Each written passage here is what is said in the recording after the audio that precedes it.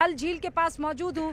एक कश्मीरी ऐसा नहीं है जिसके आंख में आज आंसू नहीं है, एक कश्मीरी ऐसा नहीं है जिसके दिल में आज दर्द नहीं है, क्योंकि ऐसा पहले कभी नहीं हुआ कि कश्मीर की सरजमी पर आए किसी मेहमान को इस तरीके से मौत के घाट उतारा गया हो। और मैं अब आपको बताती हूँ कि कैसे शुरुआती जांच में ये पता चला है कि हुआ क्या था। देखिए, दो अलग अलग ग्रुप थे आतंकियों के। एक ग्रुप था जिसने ये जितने भी लोग हैं वहां पर जो मैदान में इकट्ठा हुए थे उन सबको एक जगह इकट्ठा किया। इकट्ठा करने के बाद औरतों को अलग किया गया, बच्चों को अलग किया गया और मर्दों को अलग किया गया। और उसके बाद एक जो आतंकी है वो सबसे पूछता चला गया कि तुम्हारा नाम क्या है, उससे पूछा तुम्हारा मजहब क्या है, और उससे कलमा भी बुलवाया गया। जो ला इलाहा इल्लल्लाह मोहम्मद रसूलुल्लाह ना बोल पाया उसको मौत के घाट उतार दिया गया। ये भी बताया जा रहा है कि बाकायदा पैंट उतारकर ये चेक करने की कोशिश की गई है कि उसको सर्कमसेशन उसका हुआ है कि नहीं, उसकी खतना हुई है कि नहीं, और उसके बाद बच्चों के सामने, बीवी के सामने उनको मौत के घाट उतार दिया गया है। इस जगह पर क्यों किया? क्योंकि वो दूर जगह है, वो इलाका दूर है, वहां से अस्पताल दूर है, वहां पर जितनी कैजुअलिटी होती ज्यादा खतरनाक होती। अमित शाह अस्पताल पहुंच चुके हैं जहां पर मारे गए लोगों का पार्थिव शरीर रखे हुए हैं।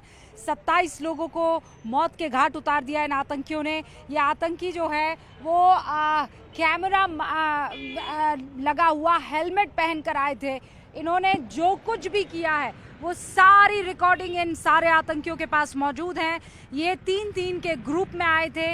इनको जैसे ही जहां भीड़ मिली वहां पर वो पहुंचे, लोगों को पहले हवा में फायरिंग करके इकट्ठा किया, अंधाधुंध फायरिंग करके इकट्ठा किया। फिर उसके बाद उन्होंने मर्दों को अलग किया, औरतों और बच्चों को अलग किया। फिर एक स्नाइपर थोड़ा दूरी पर मौजूद था, किसी को एकदम पॉइंट ब्लैंक से शूट किया गया तो किसी को स्नाइपर ने शूट किया है। किसी से कलमा पढ़ाया गया तो किसी से उसका मजहब पूछा गया, किसी से उसका नाम पूछा गया। एक औरत दौड़कर उस आतंकी के पास पहुंचती है और वो कहती है, तुमने मेरे पति को मार डाला, तुम अब मुझे भी मार डालो। तो वो ये कहता है कि जा, मैं तुझे नहीं मारता, मोदी को जाकर बता देना। बहुत सी ऐसी चीजें हैं जो अलग अलग चश्मदीदों से निकल कर आ रही है, लेकिन सबसे बड़ी बात यह है कि वो आतंकी जिन्होंने इस घटना को अंजाम दिया है अब तक पकड़ में नहीं आए हैं। उन आतंकियों के बारे में आपको बता देना चाहती हूँ।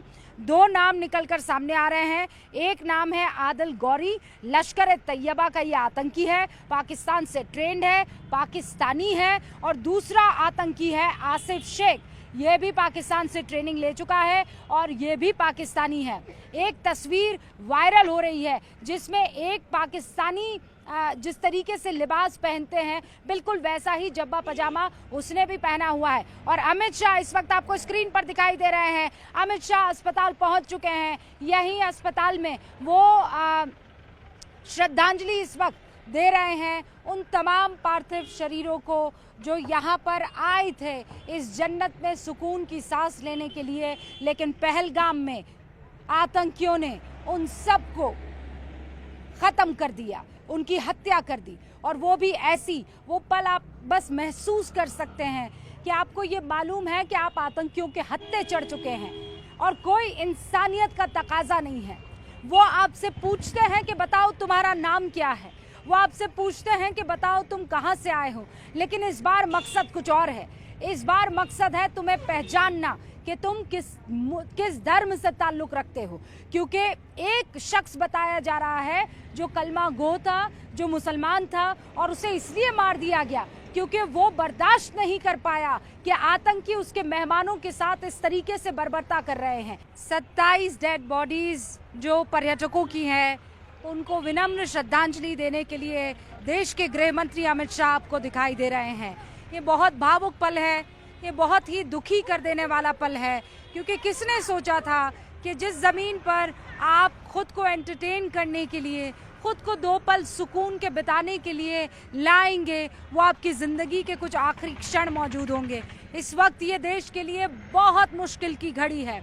गृह मंत्री को इस बारे में अच्छी तरह से जानकारी है कि आतंकियों ने जो कुछ किया है उसने पूरे देश के सीने पर एक बहुत खतरनाक जख्म दिया है और ऐसे में अब जवाब देना बहुत ज़रूरी हो जाता है। लेकिन उससे पहले घर के बुजुर्ग के नाते घर में जो कुछ हुआ है सांत्वना देना, उनको ढांढस बंधाना, उनके कंधे पर हाथ रखकर ये कहना कि तुम इस लड़ाई में अकेले नहीं हो, जो हुआ है बहुत बुरा हुआ है, लेकिन जिन्होंने किया है उनके साथ ऐसा होगा कि उनकी आने वाली नस्लें इस बात को ता क़यामत तक याद रखेगी।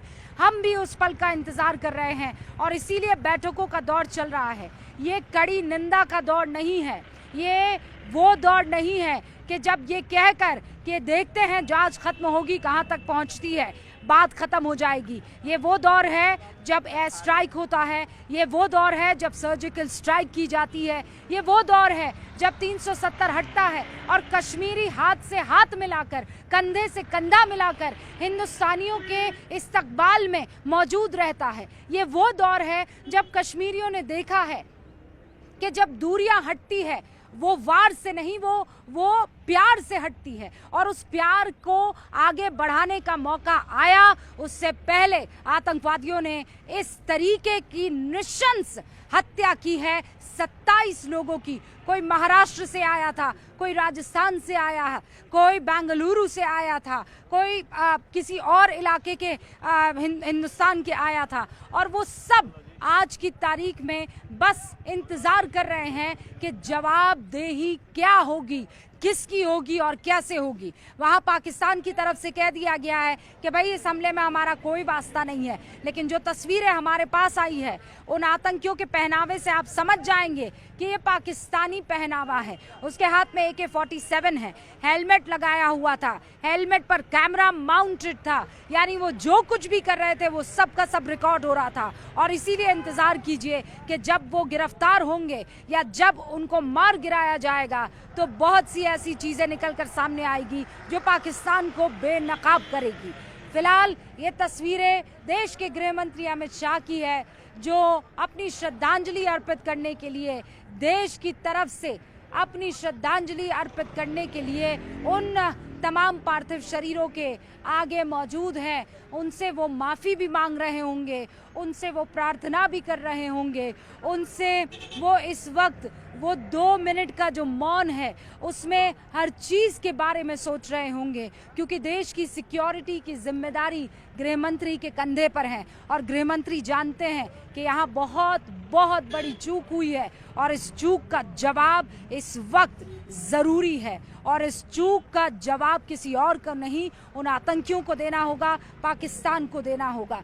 प्रधानमंत्री नरेंद्र मोदी ने सऊदी अरब में उनकी 2-3 दिन की जो यात्रा थी उसे कट शॉर्ट किया। वो जानते थे कि ये बहुत सेंसिटिव माहौल है और इस वक्त पूरा देश पीड़ा से गुजर रहा है। प्रधानमंत्री नरेंद्र मोदी को निकलना था आज रात को, लेकिन वो बीते कल ही लौट आए और आज सुबह 7-7:30 बजे उन्होंने दिल्ली में लैंड किया। NSA अजीत डोभाल ने उन्हें वहां पर रिसीव किया और उसके फौरन बाद उन्होंने एयरपोर्ट पर ही विदेश सचिव के साथ, विदेश मंत्री के साथ, NSA अजीत डोभाल के साथ एक शुरुआती मीटिंग की, जहां पर उनको ब्रीफ किया गया कि हुआ क्या, कब हुआ, कैसे हुआ। कल दोपहर 2:30 बजे इस देश के सीने पर वो खंजर भोंका गया है जो कश्मीरी से लेकर कन्याकुमारी में रहने वाले बाशिंदे तक सबको याद रहने वाला है। और इस वक्त प्रधानमंत्री नरेंद्र मोदी भी तैयारी कर रहे हैं CCS की बैठक की। ये वो बैठक है जहां पर होम मिनिस्ट्री, रक्षा मंत्रालय, फाइनेंस मिनिस्ट्री, विदेश मंत्रालय और प्रधानमंत्री नरेंद्र मोदी ये सब एक बैठक करते हैं और ये बैठक तब होती है जब देश में कोई बड़े फैसले लिए जाने होते हैं। अमित शाह यहाँ पर मौजूद हैं, अभी वो अस्पताल में मृतकों को श्रद्धांजलि दे रहे हैं, फिर परिवार से मुलाकात करेंगे, घायलों से मुलाकात करेंगे। और जब मैं आपको ये सारी जानकारी दे रही थी, एक बड़ी खबर आई है और बड़ी खबर आतंकियों के रूट को लेकर आई है। राजौरी से वधावन होते हुए पहलगाम पहुंचे थे ये आतंकी। करीब 2 हफ्ते पहले भारत में दाखिल हो चुके थे ये 6 से 7 आतंकी। 2 हफ्ते पहले ये आतंकी दाखिल हुए और बताया जा रहा है राजौरी से वाधवान, वाधवान से पहलगाम। यहाँ पर कश्मीरी कौन है जो मुझे रास्ता बता सकता है? रूट मुझे आप समझा सकते हैं? रूट नहीं पता बट नहीं, ये हमें, मेरे पास रूट है, इसका क्या मतलब है? राजौरी से वाधावन और वाधावन से पहलगाम होते हुए ये आतंकी पहुंचे हैं। ये राजौरी से रास्ता दैट है, इज जम्मू। जम्मू या नियर टू जम्मू या यानी जम्मू में ये दाखिल हुए होंगे, जम्मू से उसके बाद वाधावन पहुंचे, उससे आगे फिर पहुंच सकते हैं वहाँ पहलगाम की तरफ पहुंचे रास्ता होंगे। तो है, वहाँ से है रास्ता, वहाँ से रास्ता है, कनेक्टिंग रास्ता है, कनेक्टिंग रास्ता है। तो ये देखिए, अब एक आम कश्मीरी जो है वो इस चीज को बता रहा है कि रूट जो है ये जम्मू के पास जो राजौरी वाला इलाका है वहां से रूट लेते हुए ये आतंकी दाखिल हुए होंगे।